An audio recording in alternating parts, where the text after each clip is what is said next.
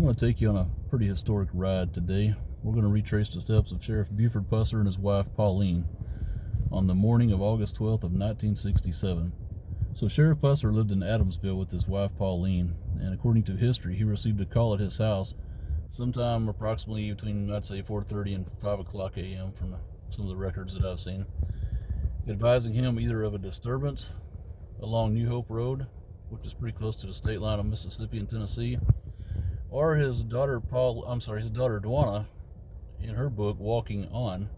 She said, according to her, her dad had told her he was responding down here to meet an informant that was going to talk to him about a new moonshine still that was going to be set up.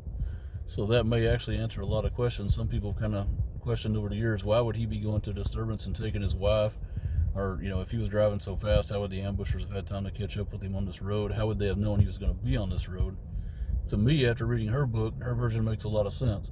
She talks about how her dad received a call to come down here to New Hope Road specifically to meet with the confidential informant, as we know him in police work, to discuss a new moonshine still that was being set up.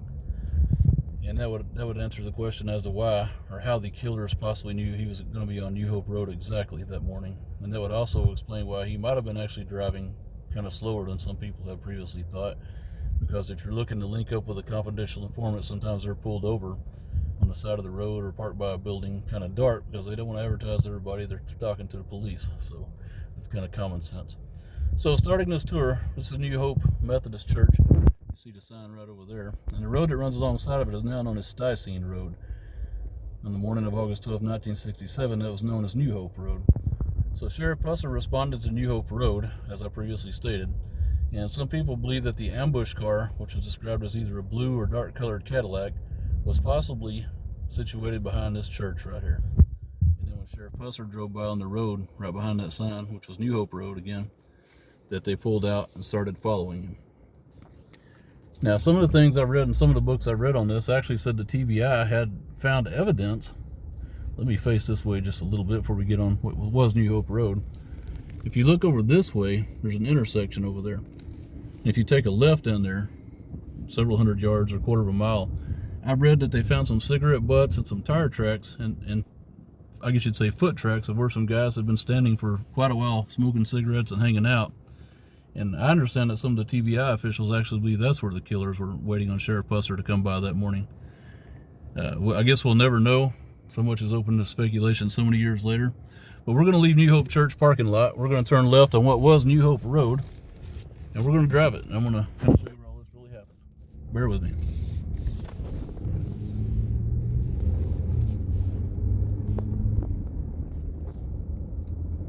This is the exact route Sheriff Pusser and his wife Pauline was taking that morning.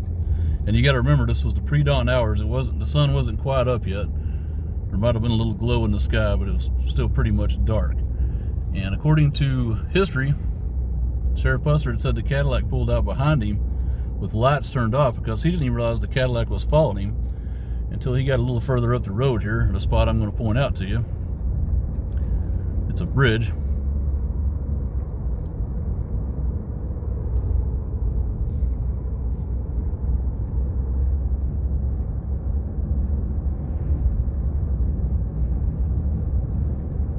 Sheriff Pusser says when they got to this bridge up here you're about to see, that he saw lights come on in his rearview mirror, and the car sped up and got beside him really quickly. And it was at that point in time that he heard rifle fire, and some of the glass in his Plymouth car that he was driving shattered, and his wife was struck by a bullet. And since I don't see anybody behind me, I'm going to slow up just a little bit because this is the first ambush site right here. So this is where the car overtook him, the dark colored Cadillac, and opened fire on him. You'll see the historical markers there. It says 12th of August ambush site. And they did find several shell casings here. They found some brain matter right about here as we crossed the bridge in the roadway. His wife Pauline was struck here, so without getting too gruesome, you get the idea.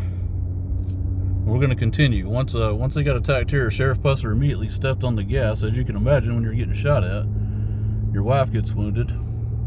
She was probably even fatally wounded if they found brain matter there. But he doesn't know that. He just sees blood going everywhere. His wife's been shot. He's in a panic. He's trying to get help. He's under fire. So he steps on the gas And you got to keep in mind that it wasn't quite daylight yet. So Sheriff Pusser's hauling butt down this road, trying to outrun these guys that are shooting at him. And he travels for approximately 2 miles. And I'm sure he was going a whole hell of a lot faster than I am, because if you've ever been shot at, I think that would light a fire under your butt to get the hell out of there. So imagine being chased by a car that's shooting at you. He's hauling butt. Well, eventually, he thinks maybe that he's lost him. And Sheriff Pusser was widely known for driving like a maniac, even when he was sheriff. He was known to drive fast, let's just put it that way. So he was not one to drive slow. And with somebody shooting at him and his wife, you can only imagine how fast he was probably going. So he went approximately 2 miles further up what was New Hope Road here, until he reached a section by a cemetery. And about that time, he thought he might have been safe. He might have outran him, and he pulled over to check on his wife, which, you know, most husbands would do if your wife's been injured. And he pulls over to check on her and thinks maybe he's out of the woods with the ambushers that were shooting at him.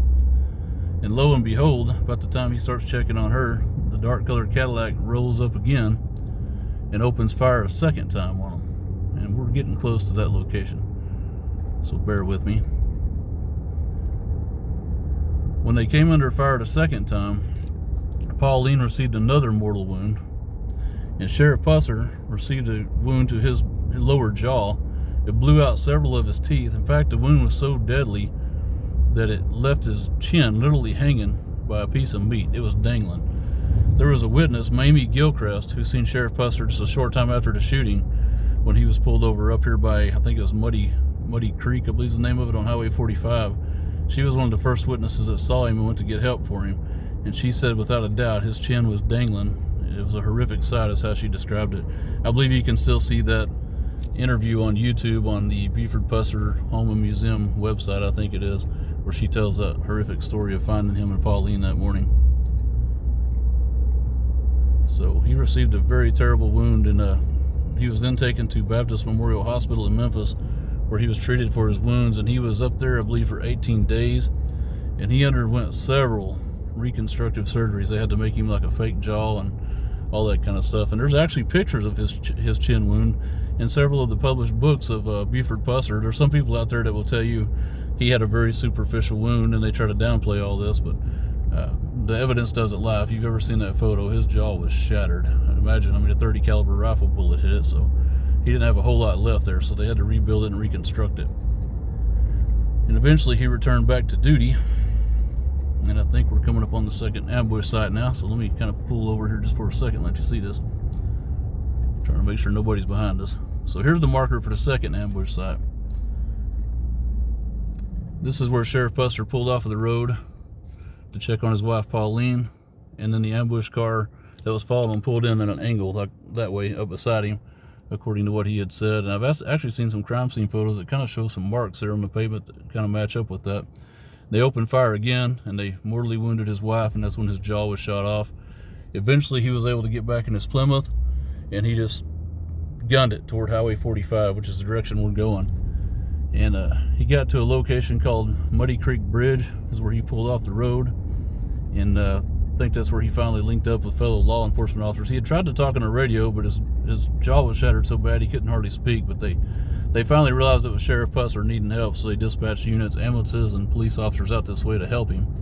And they got him up here at Muddy Creek Bridge near the old McCoy store. And his wife was unfortunately deceased, and Sheriff Pusser had lost a lot of blood. His jaw was dangling by a piece of skin, and they transported him to Baptist Memorial Hospital, and unfortunately his wife went to the funeral home. Very tragic morning in the life of Sheriff Buford Pusser. And there's many theories as to why he got ambushed that morning. My personal belief is it had something to do with his killing of Louise Hathcock, who ran the State Line Club called the Shamrock Motel and Restaurant. Just previously, about a year previously, he had shot her in a shootout down there, and there's a lot of people who believe that these people ambushed him in retaliation for killing her. He had also shut down a lot of the moonshine operations out here, and he was just a very historical character. And to be fair, he's a controversial character. There's people that thinks he was a great lawman, people that thinks he was maybe not so great a lawman, maybe shady. I tend to fall into, I think Buford was a good lawman. I think he had a slightly vigilante side of him that we have to take into consideration. But I think overall his intentions were good, and he loved his home county of McNairy County, Tennessee. And I do believe with all of my heart that he really was ambushed out here, just like he said. To me, the evidence supports it. His jaw being shot nearly off, and the photos of it supports it. The shell casings found at the scene supports it. And just, to me, most of that lines up. That's my opinion. You'll find a lot of varying opinions that disagree with me on YouTube, and that's fine. So it makes the world go round. I hope you enjoyed this tour of this location, and I'm gonna sign off here. Thank you, and God bless.